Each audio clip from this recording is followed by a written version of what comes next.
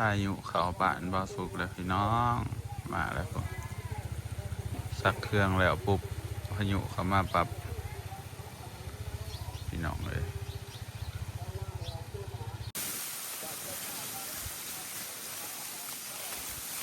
มาแล้วพี่น้องมาแล้วคนโอ้ยมาทางนะปุ๊บแนมบ่เห็นผู้แล้วเนาะคนมาแล้วคนมาแล้ว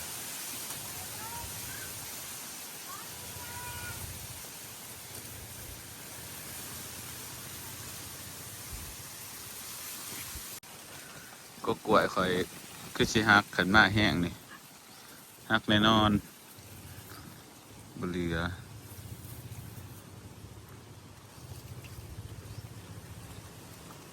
เว้ย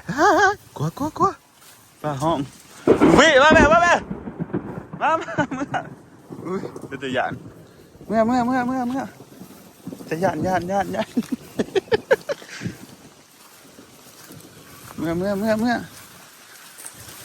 น่ากลัวฝนไม่ฝ่าไม่อันตราย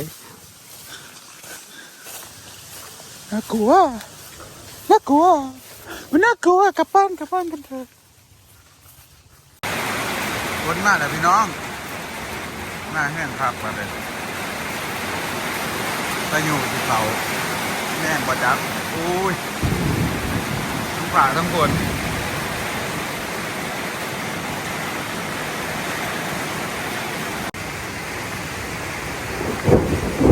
ดูพี่ออกมา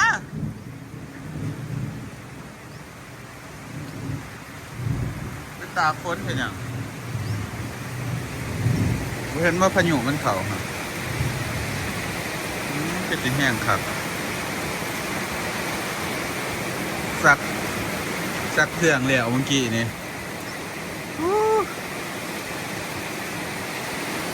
ดูพี่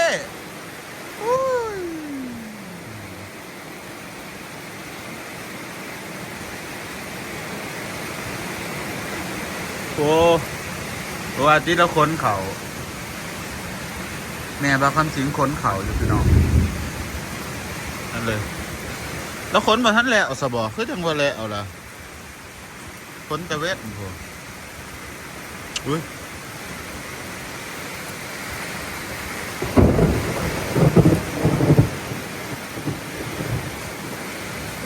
ผู้ได้บ่แล้วเขานี่ก็ตะอีตนก็จะผู้ปั้นนะที่หน้าเนี่ยบางเสาเนี่ยหน้าหลังหน้าบาวคำสิงนะก็จะปั้นจะได้ปั้นเมื่อท่านเลยเอาสั่งคนมากว่าเป็นอยู่มาแห้งเลยเด้อพี่น้อง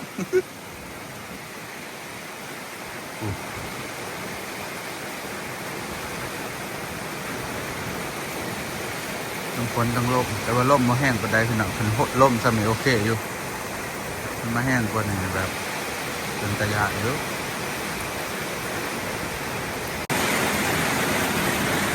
โอ้ยแห้งครับพี่น้อง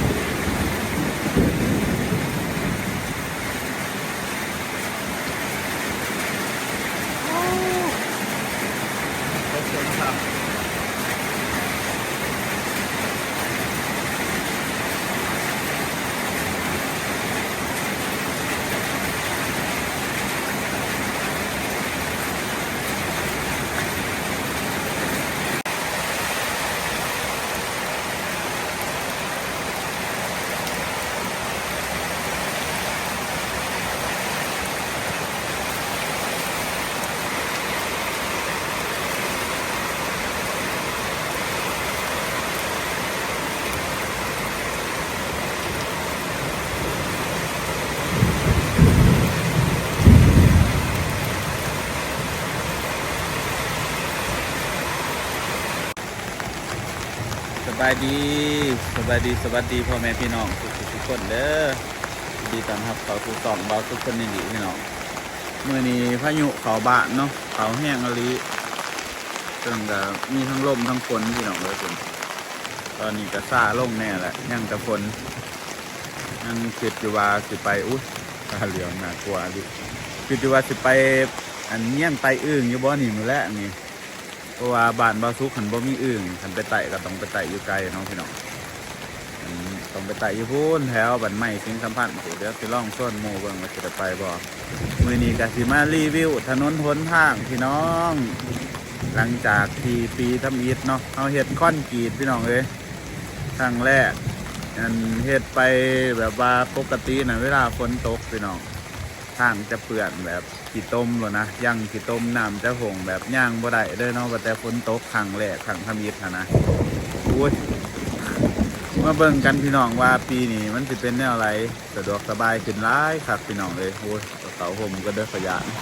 น่ากลัวมากไปพ่อแม่พี่น้องตอน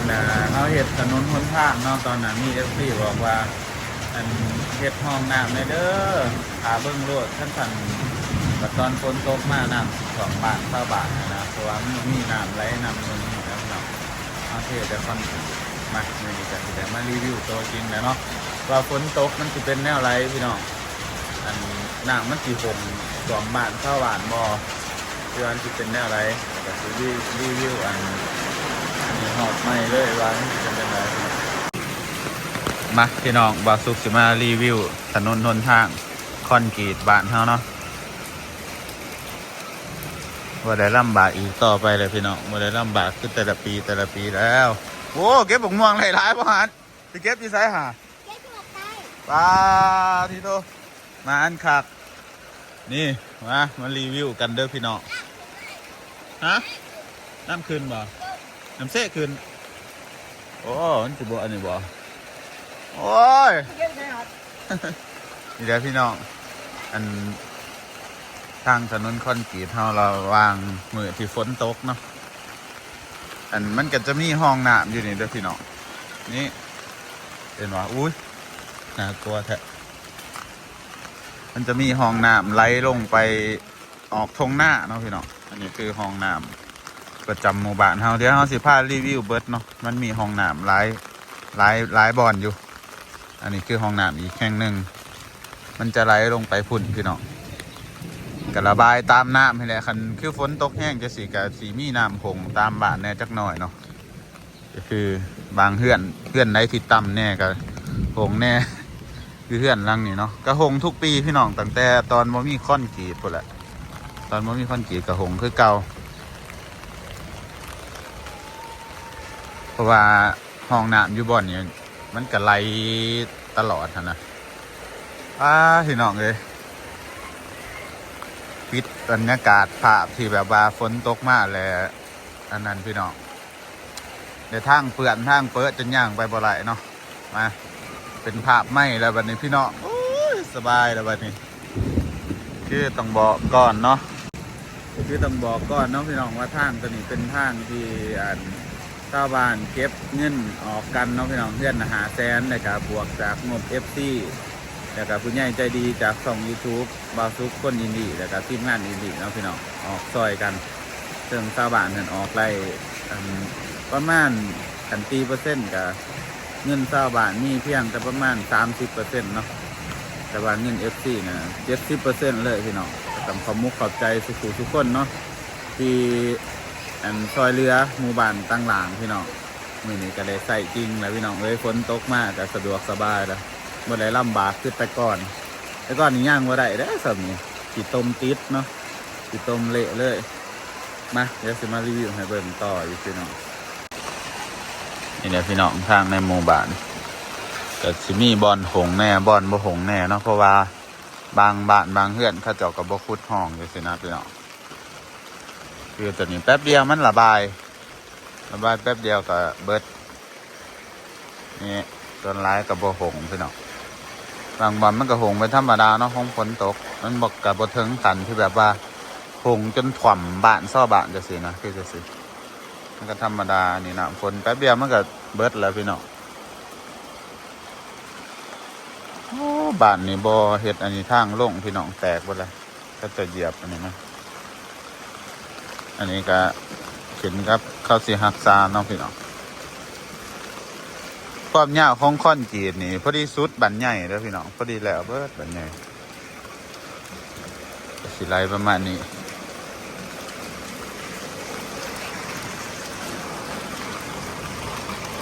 พอดีล่างคอนกรีตเลยพี่น้อง มาเอามาเบิ่งกันเดี๋ยวบ่าวสุกสิพาย่างไปหอดไกลเติบเนาะไปเบิ่งบ่อนที่มันมีห้องน้ำลงอีกบ่อนหนึ่งว้ายบ่อนนี่ท่วมคักน้ำท่วมพี่น้องน้ำไหลบ่ทันเนาะท่วมเพื่อนอันบ่าวต้ยปาดพี่น้องน้ำมันไหลบ่ทันย่างน้ำคือบ่ท่วมหลายคักแท้ปาดิโทมันไหลลงบ่ไหลลงเซ่ก็บ่ไหลลงหน้าก็บ่ไหลมันบ่ไหลว่าบ่อนี่มันก็ท่วมคักแท้ปาดิโทพี่น้องน้ำท่วมเพื่อนบ่าวต้ยก็ท่วมคักแท้ไหลบ่ทันแม่นบ่มันคือบ่ไหลบ่แลอีหยังนี่นะพี่น้องท่วมน้ำท่วมเนาะเพราะว่าเดี๋ยวสิพามาเบิ่งห้องน้ำอยู่บ่อนนี้น้ำท่วมเฮือนบ่นี่น้ำท่วมเฮือนบ่าวต้ยโอ้นี่มันมีห้องบ่อนนี้ห้องเดียวพี่น้องคือมันจะไหลลงนี่ไปสอดฝั่งนั้นเนาะแต่ซึ่งว่าบ่อนนี้เพื่อนบ่าวต้ยนี่มันบ่มีบ่อนไหลแบบนี้มันต้องเป่งลงเซ่พุ่นละความเบิดเถื่อนเราแต่ละปีนี่แน่นี่กับความตลอดพี่น้องแต่ว่าปีนี้มันคือถ่วมลายกว่าหมู่ว่ะอ๋อเขาจะถมดินอยู่หันเนาะตกจนถ่วมบุกต้ยไปซ้ายบุกต้ย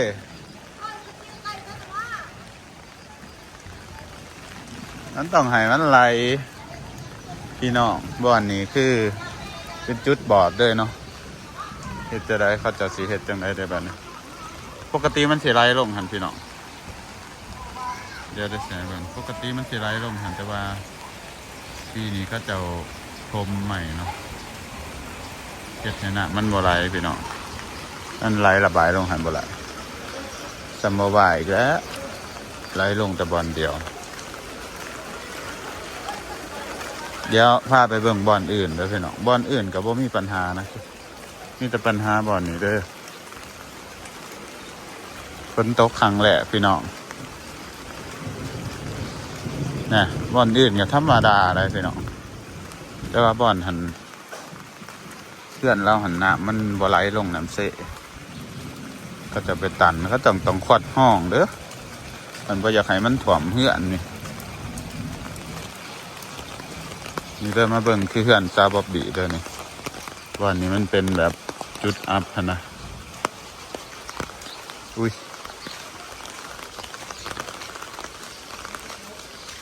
น่ะแต่บ่ถ่วมได้ล่ะน้ำอ่างเพื่อนซาบะบิกับน้ำอ่าง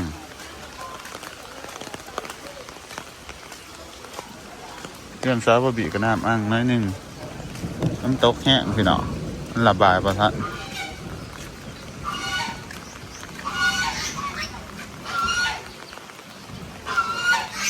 พี่น้องเลยทางสะดวกสบายแต่ว่าบอลเพื่อนลุงพานเมื่อกี้ที่เบาซุกทายให้เบิ่งนี่คือแบบมันนั่นเด้อพี่น้องมันบ่มีบอลระบายมันระบายหูเดียวมันระบายบ่ทันก็จะต้องเฮ็ดใหม่เด้อ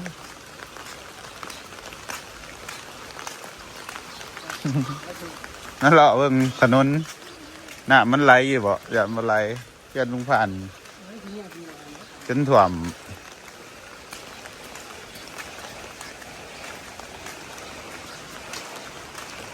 หลังนี้กับถ่วม หลังนี้มันธรรมดาอยู่แล้วเป็น10 ปีเนาะนี่มันก็จะมีห้องน้ำดีนี่อันหนึ่งพี่น้องก็จะเฮ็ดไว้มันต้องขวดเนาะอันนี้ก็ให้เจ้าของเฮือนก็จะเฮ็ดเองผู้ใดบ่อยากน้ำท่วมนี่ต้องขวดอย่างเดียวพี่น้องที่เหลือก็บ่มีปัญหาเนาะเบิดละจะสุดบ่อนนี้แหละพี่น้องคอนกรีตบ้านเฮาประมาณซ้ำนี้เด้อรีวิวให้เบิ่งนี่พี่น้องบาสุกป่าย่างมาจนสุดบ้านเนาะ คอนกรีตกับสีสุดบอลนี่พี่น้องสีเหลือก็เป็นทางดินไปเลยเนาะส่วนบอลได้ที่เป็นทางดินเนี่ยฝนตกนี่กับเปื่อนแห้งเนาะโอ้นี่แหละพี่น้องบ้านบาซุกมันสิเป็นเบื้องซ้ายสิเป็นทงหน้าหรือเบื้องขวาสิเป็นน้ำเซโดนพี่น้องซึ่ง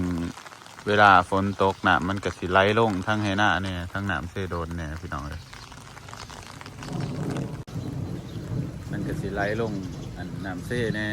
ลงตรงหน้าเนี่ยเนาะพี่น้องก็แล้วแต่สถานการณ์แต่ว่าบอลเพื่อนลุงผ่านคือบอลซุกถ่ายมากบางหนึ่งบอลซุกแปลกแต่ละปีแค่จังมันบ่หงขนาดนั้นคอยว่าเราต้องทมดินเลยก็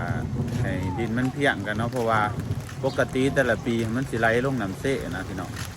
แต่ปีนี้ก็เจ้าทมทาเหือมันก็เลยบ่ไหลเดี๋ยวสิพาไปเบิ่งพี่น้องผงเต็มบ้านแล้วเลยโอ้น่ะมันก็ไหลบ่ทันบ้านนี้มันมีห้องเดียวอยู่ในบ้านพี่น้อง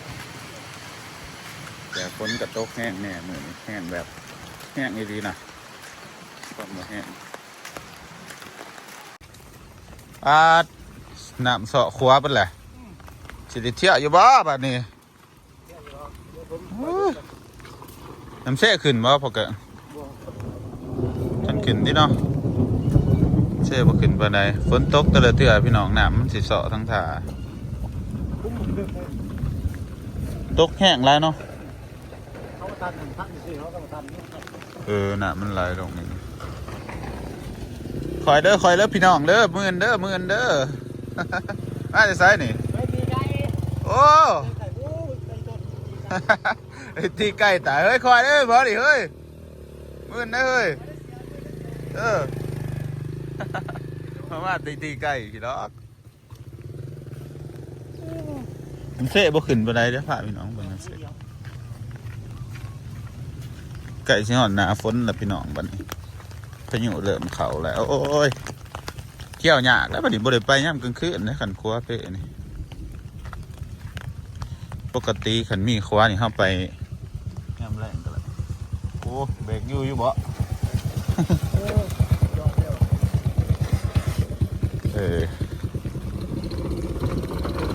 เนี่ยพี่น้องวิถีชีวิตบ้านบาซุก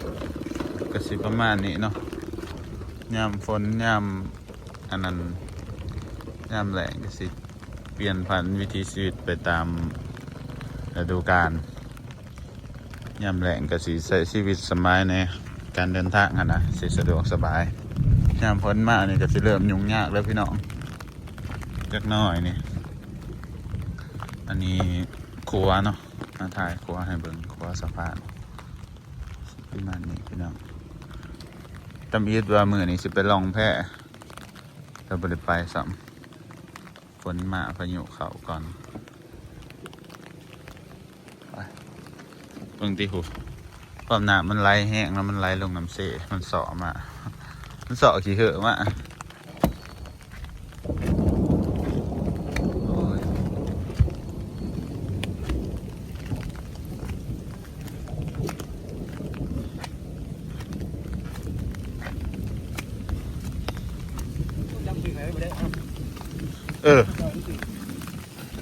ไปหาหล่อจับอึ่งก่อนมาแล้วนี่สาค่อยโค้งไปมันก็สิตันอยู่พุ่นแล้วเฮาบ่วันนี้บ่ตันดอกความมันยาวมันไปพุ่นเป็นเท่าไหร่ก็มันสิตันอยู่บ่อนใดเป็นเท่าไรปีเนาะตอนนั้นไปเฮ็ดแต่ดนน่ะดินหันคอยนอนขึ้นไปสูงขึ้นปั่นขึ้นอันนี้มันสิเป็นท่อน่ะใบเบื้องนะพี่น้องฮอดปุ๊บ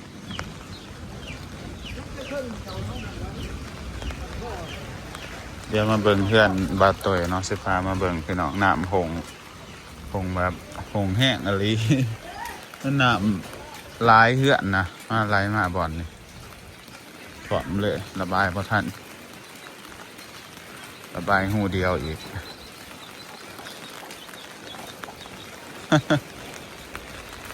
เพื่อนมอตอยถ่วมเรียบร้อยหลังมีถ่วมพี่น้องถ่วมซองหลังผงคักมันมี1 2 3 4หลังคาเหือนนะบ่อนี่ลงมาบ่อนเดียวแต่มันลงหูบัดหูบ่อนเดียวบ่นี่ขายบ่ทันติแก้ไข แกะไขกันไปพี่น้องเฮ็ดจังไดบ่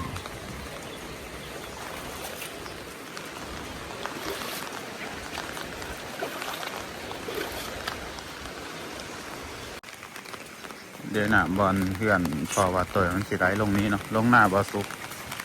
แล้วมาเบิ่งกันว่ามันได้แห้งอยู่บ่เด็กก็แห้งอยู่ได้แล้วพี่น้อง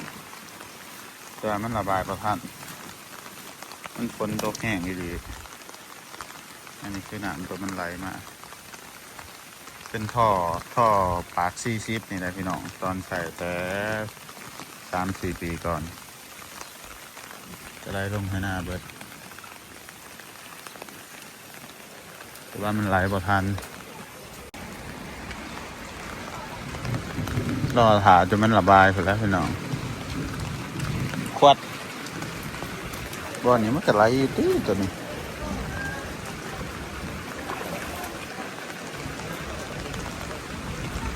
ตัวปากมันล่องเบิ่งมันยาว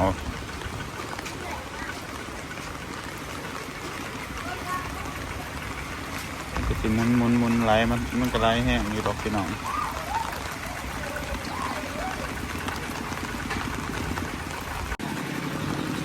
น้ำท่วมไ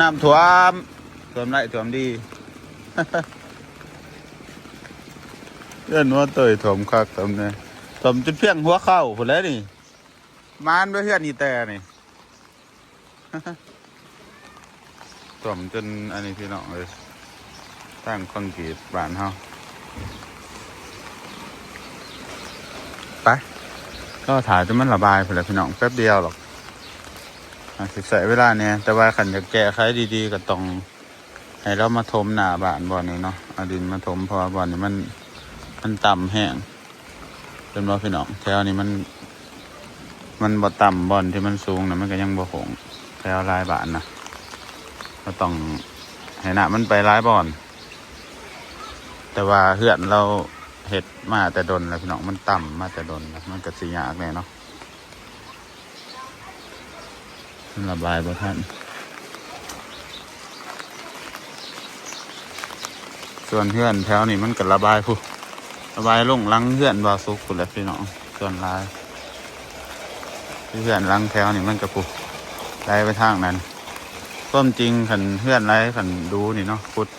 ห้องนะเพื่อนตัวเองกับบ่หงนี่คือแถวนี้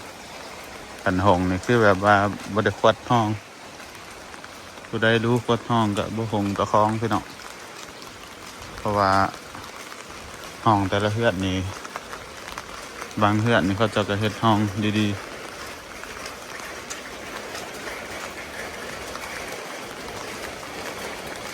จบการรีวิวพี่น้องก็สิประมาณนี้นะพี่น้องรีวิวทางถนนคนทางคอนกรีตใหม่หนาฝนแหลกเนาะฝนตกครั้งแรกตกแห้งครั้งแรกก็มีบอลหนึ่งเนาะที่น้ำหงพี่น้องก็คือบอลหนาเฮือนบ่ตัว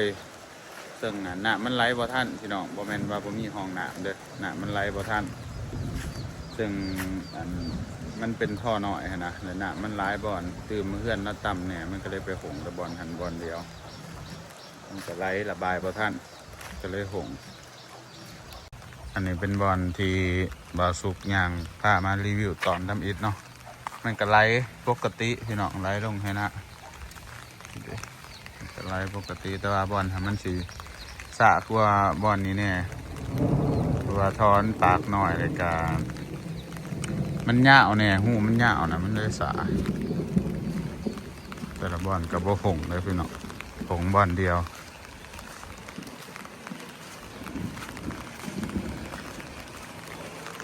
ประมาณนี้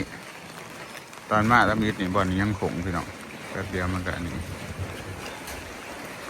แล้วต้องถามเบิ่งว่าฝนต่อไปมันสิเป็นอะไรอีกเนาะพี่น้องมันน่าจะเป็นฝนธรรมดาเนี่ยมันน่าจะบ่หงขนาดนี้เนาะอันนี้ฝนตกแห้งเลยแห้งแบบแห้งอีรีรอเลยพี่น้องบ่าวสุกยางกลับมาเบิ่งหอบนี่กับบกแล้วเนาะพี่น้องบกไว้เติบอยู่เพราะว่าน้ำมันหงในบ่อนนี้บ่อนเดียวเนาะเดี๋ยวจังหน่อยสิย่างมาให้เบิ่งอีกแป๊บเดียวก็น่าจะลงเนาะมันเกิดไหลระบายอยู่เพราะว่า น้ำมันถ่วมระบายบ่ทันบ่แม่นถ่วมแบบบ่มีหูระบายจังซี่นะคันบ่มีหูระบายนี่น่าจะยากอยู่อันนี้เฮาเฮ็ดหูระบายไว้อยู่เนาะพี่น้อง3-4 จุดทั่วบ้านโอเคอยู่เดี๋ยวมันก็ไหลอยู่บัดนี้ไหลแห้งอยู่ ปั้น มันตันอยู่เนาะได้แล้วบัดนี้นะโอเคแล้วมึงผ่านหน้าจกเอาเสียมมาแปลงโหนใหม่นะพี่น้องเพราะว่ามันนั่นนะมันมีบอลที่มันตันเดี๋ยวสิพามาเบิ่งบอลนี่พี่น้องมันก็เลยไร้สาแล้วปะโหสาเหตุมันแหละมันไร้สาเพราะว่ามีแนวตันมันนี่แหละยี่บอลนี่แหละพี่น้องเดี๋ยวสิพามาเบิ่งเด้อแป๊บเดียวกันนานจะบกเนาะเดี๋ยวทอมันจะมาลงบอลนี้พี่น้องฝังลงมาพี่มาลงตรงหน้าเพราะว่าเขาบริปล่อยลงน้ำเสยานมันเสาะน้ำเสยโยดเดี๋ยวเรามาดึงอันนี้ไรแห้งกว่าเก่าพี่น้องบนนี่ก็จะไรแห้งกว่าเก่าความจริงคุดออกอีกก็แล้วนี่เดี๋ยวเรามาเอาดึงอันนี้ออกมาแค่นั้นได้แห้งเปียกแห้ง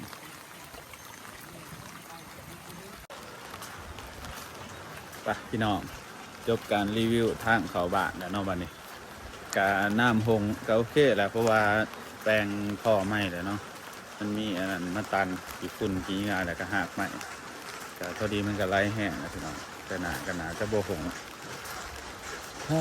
สบายเลยวันนี้พี่น้องย่างแต่ท่านเขาบ้านว่าซุกเองเนาะคือบอลคือว่าซุกย่างเลยเวลาย่ำฝนมีกันฝนตกลิ่นเรื่อยๆนี่มันก็คือเละว่าจำยึดว่าปีนี้ก็ว่าสิเท่ก็ได้เท่เนาะงบเปิดก่อนพี่น้องไปเห็ดนั่นเห็ดนี่แน่บางปีนี่มันจะเบิดลายก็เลยบริเห็ดแต่ปีหนาที่เริ่มเห็ดไม่แต่ว่าหนาจะเบิดลายเนาะพี่น้องทางเขาบ้านก็สุดลงนะความยาวบ่ให้ว่าเด้อไปสำหรับคลิปนี้ครับก็สิเดเบิดเชียงสมีเด้อพี่น้องฝากกดไลค์กดติดตามเป็นกำลังใจส่องว่าทุกแน่ในการขอบใจขอบคุณทุกคนเนาะที่สมทบทุนมาเฮ็ดถนนคอนกรีตบ้านต่างหลังเนาะพี่น้องมือนี้ก็ได้เห็นผลเด้อพี่น้องเลยฝนตกมากกับบัวลำบากขึ้นไปก่อนนะขอบใจหลายๆเด้อผมก็แทนขอบใจให้ทุกคนเจอกันใหม่คลิปหน้าพี่น้องบ๊ายบาย